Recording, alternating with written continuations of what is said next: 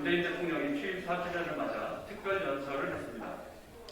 4년 전 이게 나라냐를 외쳤던 촛불 시민들의 지지로 출범했던 문정부는 나라다운 나라를 만들겠다고 했습니다. 노동존중사회 포용국가도 말했습니다. 하지만 지금 보통 시민들의 눈에 비친 대한민국은 부동산 투기공화국, 불평등공화국, 산재공화국입니다. 오늘 문 대통령은 지난 4.7 재보선에서 성남 민심이 던졌던 이건 누구의 나라냐는 질문에 자화자찬이 아니라 반성문을 내놓았어야 했습니다. 문재인 정부의 임기가 비록 1년밖에 남지 않았지만 그래도 무너진 민생을 다시 살려내고 일하다 죽지 않게 노동시민들의 생명과 안전만큼은 반드시 지켜낼 수 있는 특단의 대책과 과감한 국정 전환을 기대했습니다. 하지만 오늘 연설 그 어디에도 불평등 해소와 노동 존중 사회로 가는 나라다운 나라는 찾아볼 수 없었습니다. 대단히 유감입니다.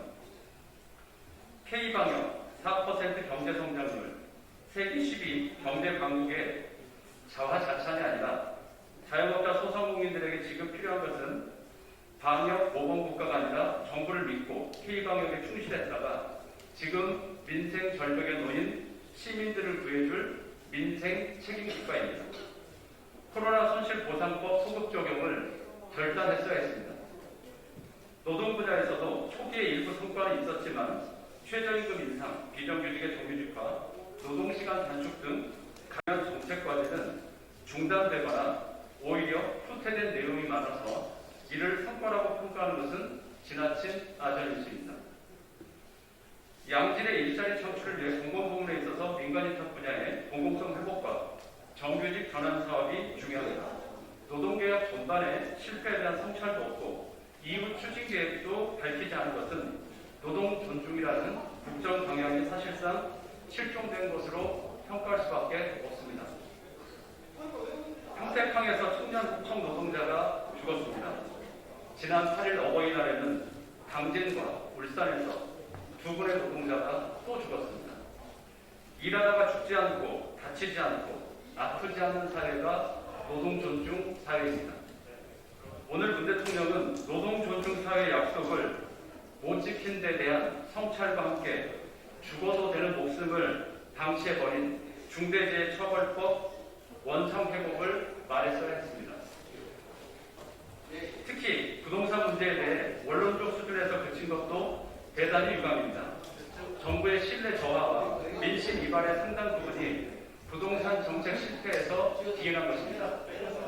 통렬한 반성은커녕 여전히 부동산 정책 실패의 원인을 파악하고 있지 못하다면 그 처방 또한 잘못될 수밖에 없습니다.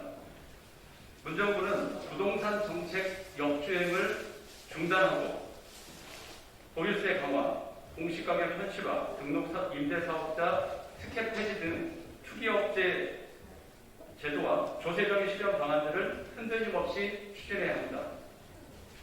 경제 분야도 양극화 심화에 대한 반성문이 필요했습니다. 기업 간 양극화는 코로나19에서 기인한 것도 있지만 재벌 개혁을 제대로 추진하지 못한 것, 구조적인 문제가 가장 큽니다. 재벌 개혁 실패에 대한 반성과 함께 이제라도 중소기업의 공정한 경쟁을 위한 제도적 기반 마련과 적극적 지원 의지를 밝혔어야 했습니다. 또한 디지털, 그린 등 미래 용암 분야 지원도 소수 기업에만 집중되는 문제를 개선하기 위한 확실한 약속이 필요했습니다. 끝으로 야당이 반대 의견을 분명히 내고 보통 시민들의 상식 기준에서 벗어난 임혜숙, 박준영, 노영우 3명의 장관 후보자에 대해서도 국회의 논의를 지켜보겠다는 입장만 되풀이했습니다. 청와대 인사검증 시스템에서 철저하게 걸러내지 못한 문제점들을 성찰하고 시민의 눈높이에 맞지 않는 장관 후보자에 대한 지명철의 입장을 분명히 밝혔어야 했습니다. 정의당은 문재인 정부가 남은 1년 동안 새로운 일을 벌이기보다는 과감한 국정 전환을 통해 적어도 노동 존중 사회, 불평등 해소를 위한 출구라도 열어놓고 임기를 마무리할 것을 강력히 촉구합니다. 이상입니다.